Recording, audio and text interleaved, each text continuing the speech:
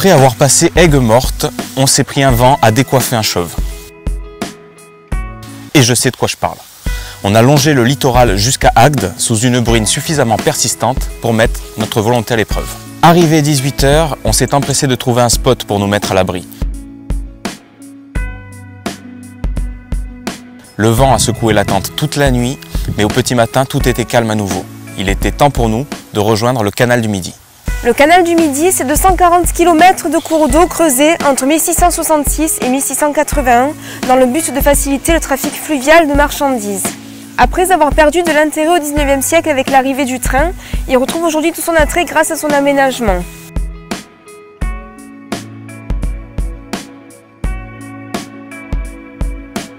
Il semble jouer un rôle majeur dans la vie des centres-villes. Le long du canal, on peut croiser plus de 60 écluses. Les écluses, ce sont ces ouvrages qui permettent aux bateaux de franchir des dénivellations. Si le bateau doit passer du bief le plus bas au bief le plus haut, par exemple, il rentre dans un sas, l'éclusier referme les portes, le sas se remplit d'eau et le bateau se retrouve au bon niveau pour continuer son trajet. Il faudrait réfléchir à des systèmes d'écluses pour les dénivelés à vélo. 45 000 platanes, cyprès et autres arbres ont été plantés au bord de l'eau. Et quand leurs racines soulèvent le bitume, on se sent un peu comme dans une essoreuse. Mais c'est si beau de voir leurs feuilles orangées virevolter au-dessus de l'eau quand vient l'automne, qu'on en oublie vite nos ecchymoses de région glutérale. Nos blobopotins, quoi.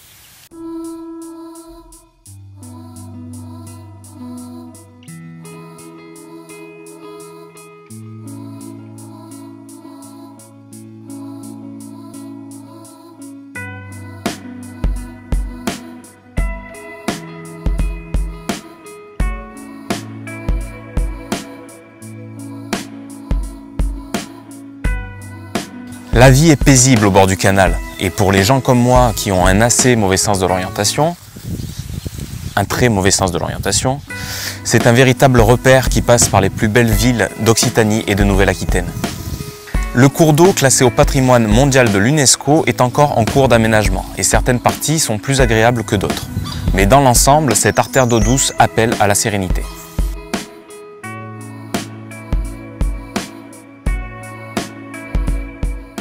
Le plus difficile jusqu'ici dans notre voyage, c'était de trouver un endroit pour dormir. Ok, on a notre tente, mais il n'est pas toujours facile de trouver un endroit pour la poser. Alors on s'est inscrit sur Warm Shower. Pour les non-bilingues, cela veut dire douche chaude en anglais. Et c'est bien plus que ça en réalité. C'est une communauté de cyclistes qui s'engage à accueillir d'autres cyclistes en vadrouille. Et le tout sans contrepartie. C'est de la pure solidarité. Et cela nous a permis de faire de belles rencontres.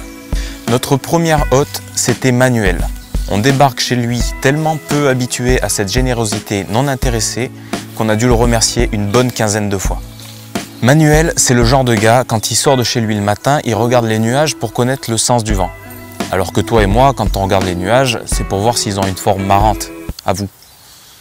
Le mec est connecté à la nature et c'est pas pour rien si son boulot, c'est de revégétaliser les sols.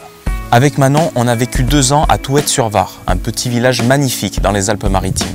On n'a pas été les plus touchés, mais on se souvient très bien de la tempête Alex qui a frappé le 30 septembre 2020. On a vu les routes emportées, les maisons coupées en deux. Alors forcément, quand quelqu'un nous explique que sa mission dans la vie, c'est de revégétaliser les sols pour permettre une meilleure perméabilité de l'eau, bah forcément, on tend l'oreille. Manuel est passionné et passionnant. Il nous parle de débitumer les cours de récré, de réduire la température au niveau des sols, de restaurer la biodiversité, de transmettre aux jeunes générations et des histoires de gros sous qui ralentissent ce genre de projet. On repart de chez lui le ventre plein avec plein d'espoir pour la suite. On en arrive à notre 400e kilomètre et l'envie de faire une pause se fait ressentir. Alors on laisse nos montures le temps d'une journée pour aller se balader dans la cité de Carcassonne.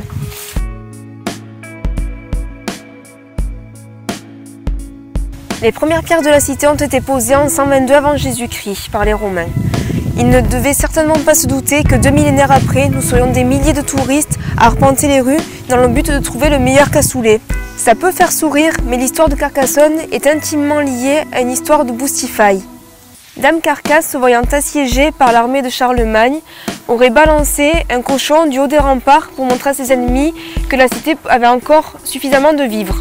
Les assaillants, se voyant découragés, battent en retraite Et c'est alors que Dame Carcasse sonne la victoire et que l'on baptise la cité de Carcassonne. Badass la meuf quand même. Georges Brassens lui-même aurait dit « Mon Dieu, que je mourrais content après avoir vu Carcassonne ». Ah, il devait bien aimer le cassoulet lui aussi, hein. Et c'est donc les batteries rechargées à bloc que nous reprenions notre route.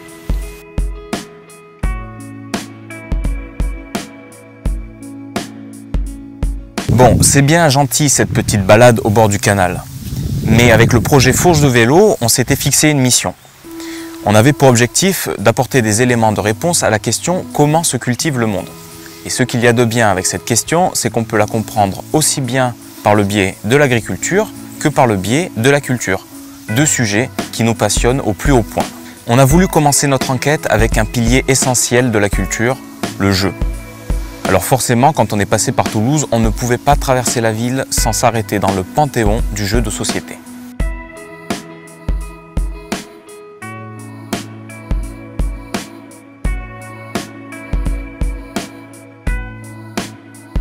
Et on en a profité pour poser quelques questions à celui avec qui même une partie du jeu de loi doit être incroyable.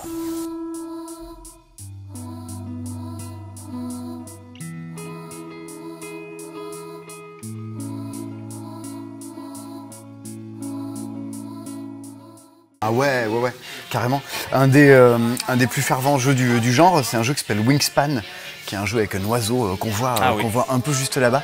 C'est un jeu dans lequel jouent des ornithologues. Et il va falloir faire les plus belles observations d'oiseaux possibles. Et sur chacune des cartes, ça nous décrit la vie de l'oiseau, comment ils vivent, comment ils nichent. Le jeu est assez magnifique. Et justement, ils ont fait en sorte récemment là, de virer tout le plastique à l'intérieur, tout ça. Donc non seulement le propos porte là-dessus et l'édition est là-dessus aussi, quoi. C'est vraiment une super ode à la nature. D'accord, il y en a beaucoup comme ça? Il y en a quelques-uns, mais dont le propos initial soit l'écologie. Il y en a quelques-uns qui ont un peu le défaut d'être des jeux pédagogiques, qui cherchent à vous apprendre des choses, mais qui sont souvent un chouïa moins des jeux. Et après, il y a des choses qui sont vraiment des jeux qui portent un peu ces thèmes-là, mais un second degré. En fait. Ouais. Okay.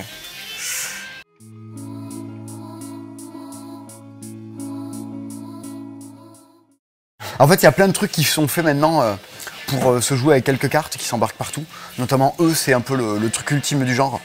C'est la collection des Button Shy, des Wallet Games. C'est des jeux qui sont faits juste pour être tenus dans la poche. C'est 18 cartes. Là, typiquement, ils vont pas s'embêter à vous faire tout un packaging avec des boîtes et tout autour. C'est 18 cartes. On peut embarquer ça partout. Il y a des jeux qui jouent à deux, qui jouent tout seul, qui jouent à plusieurs. Mais voilà, ça, c'est vraiment fait pour être... on sort en jeu et en avant, quoi. Trop bien. Ok.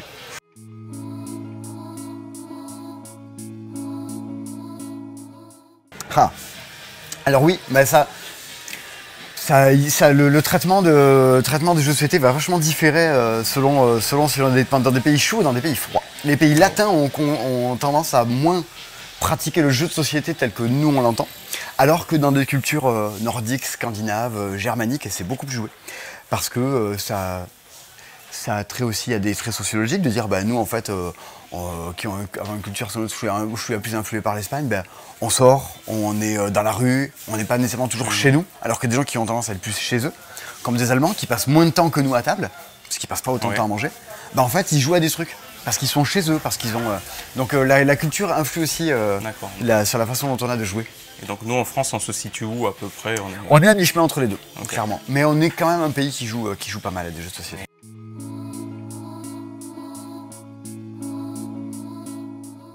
Mais en fait, il y a un truc qui s'appelait le confinement et qui a fait se dire à tout le monde, tiens, mais c'est pas mal en fait d'être chez nous et de jouer à des trucs. Et il y a ceci, comme dans les films, comme dans la chanson, comme tout milieu culturel, quand tu commences à dire, en fait, c'était pas mal ça, vas-y, on regarde l'épisode 2. Et c'est pareil pour les jeux, c'est pas mal ça, vas-y, on veut jouer à un autre. Et hop là, le truc, l'engrenage est lancé. Ok.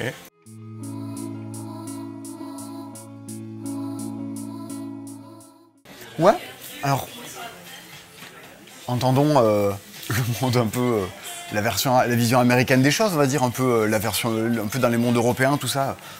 Les jeux qui sont fabriqués, produits en France se retrouvent assez facilement aux États-Unis, en Chine, au Japon, tout ça.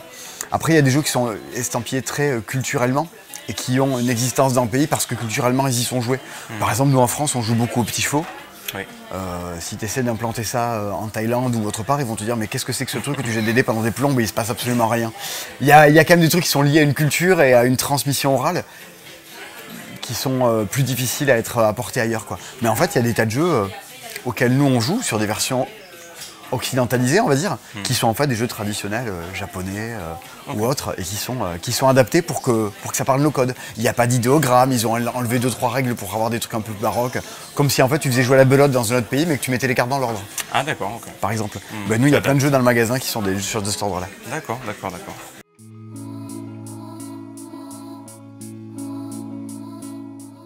Bah, le truc d'un jeu de société, c'est quand même de partager du temps avec les gens. C'est de se dire, on veut jouer à un truc qui nous fait rencontrer l'autre. C'est pas le but forcément immédiat de dire je veux passer du temps avec les gens. D'abord, il y a le but de je veux jouer, je veux m'amuser. Mais au passage, on va se rendre compte qu'en fait, il se passe quelque chose autour de la table et que c'est une différence par rapport à un jeu vidéo, même s'ils ont tendance à beaucoup plus jouer avec les autres.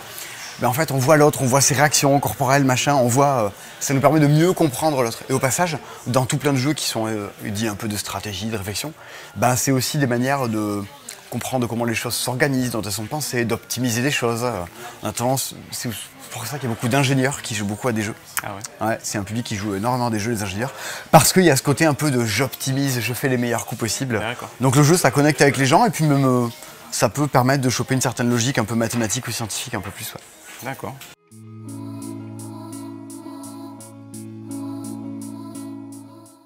Ben, c'est la même chose qu'auteur de livres. Okay. C'est viable, mais il vaut mieux sortir un best-seller. Ouais. C'est-à-dire que, je sais pas exactement combien il faut en vendre des jeux par an, mais c'est certes, il y a 20 ans, il y avait 5 personnes en France qui vivaient de leur métier d'auteur. Aujourd'hui, ils doivent être facilement une bonne centaine à pouvoir en vivre. Mais il suffit pas de créer un jeu, quoi. Il faut trouver un jeu qui va parler au plus grand nombre de gens possible. Et ça, c'est un boulot. Pas si simple. Ouais. Ouais.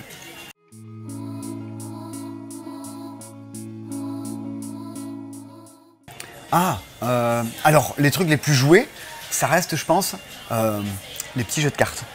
À savoir des trucs comme Skijo ou Oulaou, qui sont en fait des jeux qui vont étendre tout le domaine des jeux de cartes traditionnels, type Rami, type la bataille, tout ça. Mais en fait, tu retrouves ce plaisir-là à jouer aux cartes avec des gens. Ça, c'est excessivement joué. Et après, tu vas mettre là-dedans aussi tout ce qui va être des jeux d'ambiance, des jeux de rapidité, des trucs où tu joues en soirée avec des potes et tu fais deviner des mots, des personnages, des trucs. Ça, c'est des choses hyper fédératrices. Et puis en plus, vu que c'est des jeux qui jouent souvent en 4, 8, 10, eh ben, ça a vite fait de contaminer encore plus de gens et de leur faire dire c'était pas mal ça. Donc okay. Ça, c'est des trucs très très joués. Bon, bah super. On te remercie pour ton temps. Avec plaisir. Et ta passion. Bravo pour ton travail. Bon voyage. Merci beaucoup. Donc vous l'avez compris, jouer est une excellente manière de se cultiver et peut même permettre le développement d'une conscience plus éco-responsable. Alors maintenant que vous avez toutes les cartes en main, mauvais jeu de mots, pour convaincre autour de vous qu'il vaut mieux passer une après-midi à jouer plutôt qu'une après-midi à traîner sur YouTube, on ne vous retient pas plus longtemps. Adi chat!